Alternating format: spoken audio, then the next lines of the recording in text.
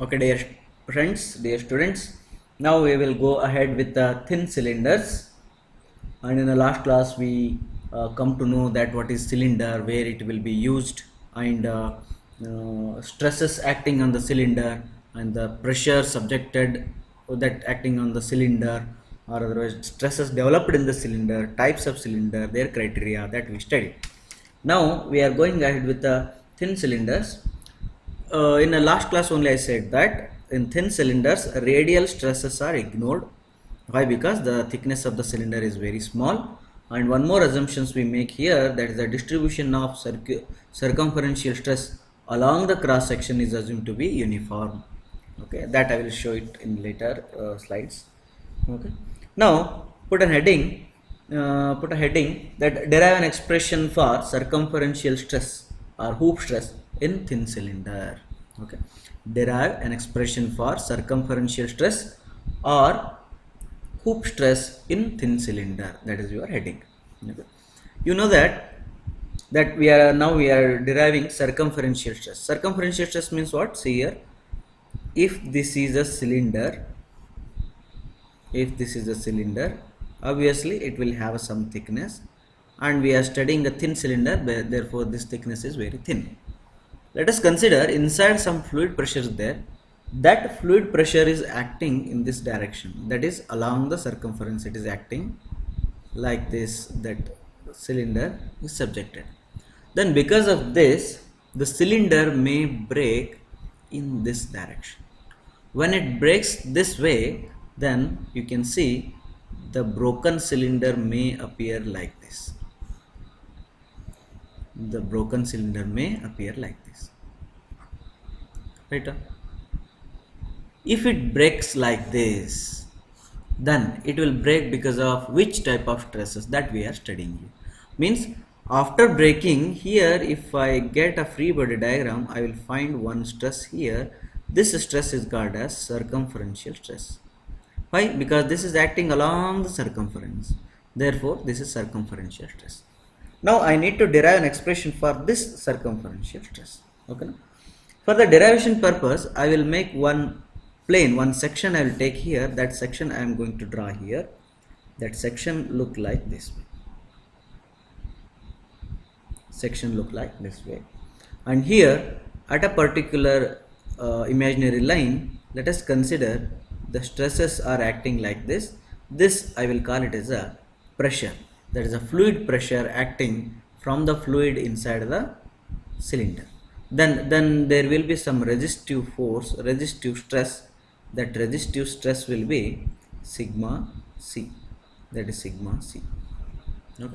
If I want to consider equilibrium of these two forces, the equilibrium, see, one more thing you should remember always, that equilibrium condition will be applied only for forces. We have a equilibrium force system, but we never have a equilibrium stresses. Okay, stresses, we cannot prove that the body is in equilibrium by considering stresses. We can prove that the body is in equilibrium by considering the forces. Therefore, this stress is there, this sigma c is there, that I have to convert it into force, and this is also P is there, this is the pressure, that also I have to convert into force. And how to convert stress into force? This is the stress, that is the force by area, then force will be equal to stress into area. Stress into area where it is acting. Stress into area where this is acting. Okay, now let us consider this cylinder may have some length L, and the cylinder has some internal diameter D, and the thickness of this cylinder may be T. If these dimensions are known to you, then you can come here. This sigma c is there, no? Sigma c, which will be acting on this area. No? This cylinder will be like this, right? This cylinder will be like this. That sigma c is where it is acting. It is acting along this area. This area it is acting. Then what is this area? This area is T into, that is your thickness, into length. That area is what? Thickness into length. but here one sigma c is there, that is sigma c into T into L, and another sigma c is there, that is also sigma c into T into L. Okay, both are moving upward direction forces, these are moving upward direction. Then for equilibrium condition, what? Upward forces must be equal to downward forces, then the body is in equilibrium. Then downward force is what? Downward pressure is P, but I don't want pressure, I want pressure force due to that pressure I want. Therefore which area I have to multiply?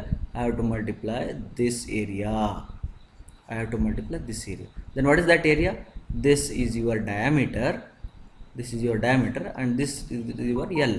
Therefore this is a diameter into L. Okay, this will be 2 sigma c TL equal to PdL. Then L cancels, then what is left? Sigma c equal to PD by 2T. This is your equation derived. Okay, this is called as an expression for hoop stress or circumferential stress. Over. Now we'll go to the second heading, derive an expression for longitudinal stress. Derive an expression for longitudinal stress in thin cylinder. In thin cylinder. Okay. Now look at here. Longitudinal stress we need to concentrate now. Let us consider again the same cylinder I will consider, because it is again the thin cylinder, and thin cylinder may be like this. And let us consider the length will be L, and the internal diameter will be D, and the thickness of the cylinder will be T, and inside some pressure is acting, that pressure is P. Now this will break like this. Now this will break like this, means the cylinder becomes two cylinder, one part of the cylinder and the other part of the cylinder is like this. See, the cylinder is broken like this, it cut into two parts. In earlier it was cut into the other in two parts this way, but now it is cut into two parts this way. Now the stress which is resisting, if I draw the free body diagram, this is your stress which is resisting the cut in the two part. Then that cut, this strength I can call it as a sigma L. This is sigma L. Okay, na? This is called as longitudinal stress. Longitudinal stress. For your derivation purpose, I will draw it one section here.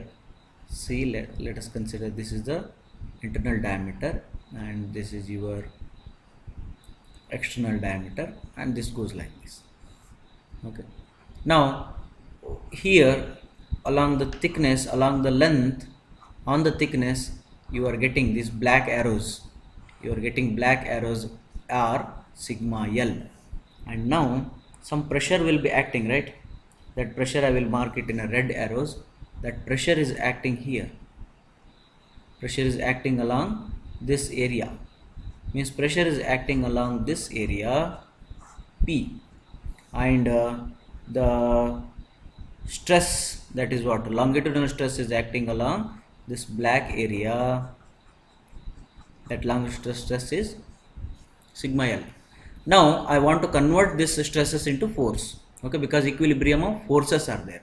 Now in this case, leftward force is equal to rightward force, correct? Left force equal to right forces. Leftward forces are black color arrows. Black color arrows are going leftward direction. Therefore that is sigma L is the stress, and that area where it is acting, that is acting along this black area. That black area, if you cut it, it becomes a ribbon, right? It becomes a long ribbon. It becomes a long ribbon. Then the length of the ribbon will be your circumference here. Circumference, that you can say pi d is your length of the ribbon, and the thickness will be T. Then where this sigma L is acting, that is acting pi d and T.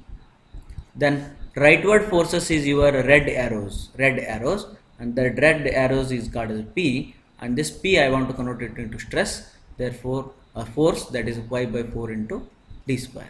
Then here pi cancels and 1d cancels, then sigma L becomes what? P, this is the P and this is the D by 2T. This you can make it a small t if you want, because in earlier equation it was small d. PD by 2T is the circumferential stress. PD by PD by 4T. PD by 4T is the what? Longitudinal stress. We derived two expressions. Any doubts? This expression sometimes write down a note. If some efficiencies are given, directly you can note down without thinking much. That is, if efficiencies are known, then sigma C equation is, you already know that PD by 2T, then this is longitudinal efficiency. This is the longitudinal efficiency I have to write, and sigma L equal to PD by 4T, and this is the circumferential efficiency. If efficiency are known, then equation alters this way. These two things you can remember. Okay. Then after that,